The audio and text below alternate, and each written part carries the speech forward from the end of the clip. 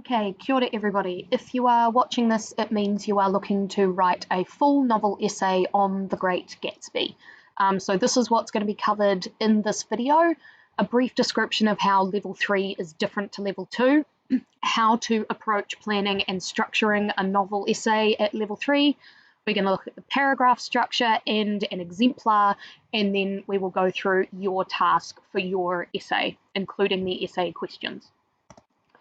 So for Level 3, what you need to be aware of, as I keep saying, is that you need to form an argument by responding to a statement. Okay, there's no more questions of analyze how. It's about responding to a particular statement that is phrased and agreeing or disagreeing with that.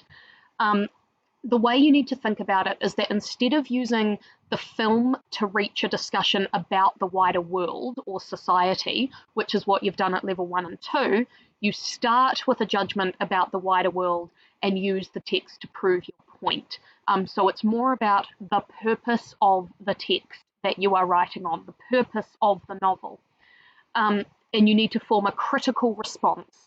So what's important there is that you're arguing how successfully the author has achieved something. So not just saying this is what Fitzgerald did, but this is how successful he was in his attempt at doing this thing. Your personal opinion is relevant as long as it is backed up with specific evidence and analysis. So it is what you personally believe and think as well. So in terms of Level 2, remember Level 2 essay questions said analyze how, right? You started with some kind of idea like a theme, you analysed techniques, you talked about what the director or author taught you and how it relates to us in the wider world. That's your basic Level 2 formula. Level 3 is a little bit different. It's about using the text to discuss the wider significance of literature, okay? And that's dictated by the statement that you choose. So you agree or disagree, you include your opinion. And all of these things we have been covering in class for all the text units that we've done. So when it comes to planning your essay, these are the steps, okay? First, you choose your question. You decide whether you agree or disagree with that statement. You figure out the key words. You define those keywords. That is really important for the process of figuring out what your essay is actually going to be about, is defining those words. You write your thesis using those words. We've practiced that a lot. You plan what points you're going to make, what's going to go in each of your paragraphs. You figure out what evidence you're going to use, and you write your essay, okay? So it's about really specifically making the plan. You start with your thesis. You must start with the thesis because that will ensure that you answer the essay question properly. So in terms of the structure, there's nothing really different about Level 3 essays. So your introduction, you start with your thesis, the body of your essay, 2 to 3 paragraphs. There is no rule. It really depends on how you're constructing your argument, okay? 2 to 3 paragraphs, no more, no less, and then you have your conclusion, which goes back to your thesis. That's pretty standard. And your paragraph structure is pretty much in the same structure as that you've been working with previously. So statement, explanation, example, comment, SEXC. It doesn't have to follow that structure, but really a good piece of writing follows that structure anyway, and it can help you to keep that in your head for your paragraphs, whether you're writing 2 or 3. But you'll see that more specifically in the exemplar that we go through later. So if we're looking at the SEXC structure, the statement is that one sentence that tells me what the paragraph is going to be about, a part of your thesis that you're going to address in that paragraph, using words from the question, making it clear and concise, right? So as an example, let's say this is my statement. The way a story is told is as significant as what it is about. That's my essay question. The way a story is told is as significant as what it is about. So let's say for Gatsby, this is my thesis. Nick's first-person limited narrative in The Great Gatsby, so that's how the story is told, the first-person limited narrative is as significant as what the story is about, as Nick's perspective reveals to us Gatsby's tragic story of hope and ultimate failure.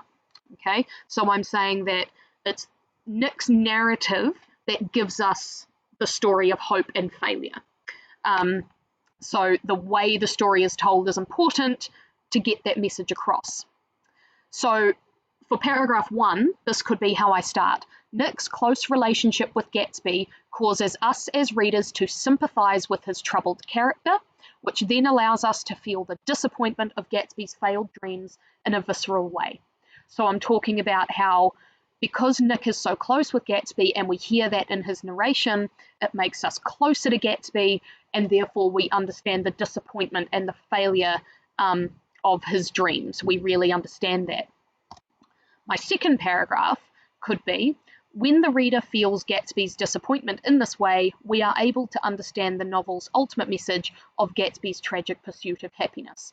So my second paragraph is more focused on how that narration properly makes us understand the wider purpose of the book. So the tragic pursuit of happiness, the failure of the American dream, the unattainability of the American dream. So working with that statement, explanation, which I've skipped because it's what it means, right? You're explaining what you're going to talk about in the novel, nice and easy. For the example, the X, this is when you're giving your analysis of language, okay? Make sure you're mentioning techniques or language choices. Similarly, metaphor, imagery, tone, narration, all of those things. It's much better to deal with a whole section of a text rather than random isolated quotes. So instead of picking a quote from chapter 2 and a quote from chapter 7 that don't have anything to do with each other, it's far more effective to look at a particular chapter or section of the book and pull quotes from there. And you must talk about how the language creates the meaning and how successful that is. So that's what makes a critical response, is how effective is the language. And again, your analysis needs to be tied to your original thesis, what you're actually arguing to answer the question. In the comment section, SEXC, in your paragraphs, that's, if you want to put it that way, the author's purpose, okay? But it's beyond the world of the novel, it's the intention behind the book, okay? So it's not just this is relevant to our world because, but it's your critical response, so how successful is the text in meeting this purpose that you've identified, how it might impact the reader, the potential purpose of the book. So if you've said in your thesis that this is what the book does, how successful is that, and how does the reader respond to that? And is that a good thing or a bad thing?